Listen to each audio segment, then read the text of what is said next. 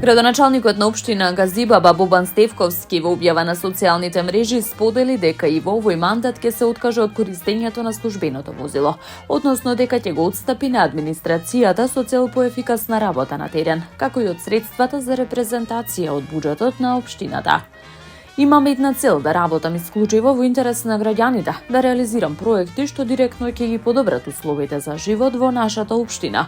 Никогаш немам дозволено личните привилегии да бидат мотив или водилка во мојата работа. Поради тоа сакам да ја информирам јавноста дека и во мојот втор мандат се откажувам од користењето на службено возило, кое е предвидено за користење на градоначалникот, како и од средствата за репрезентација од буџетот на општината, истакна Стевковски. Како и во изминатите 4 години, вели Стевковски, така и во следните 4 сите службени обврски ќе ги реализира со своето приватно возило, а службеното ќе го отстапи на администрацијата со цел поефикасна работа на терен.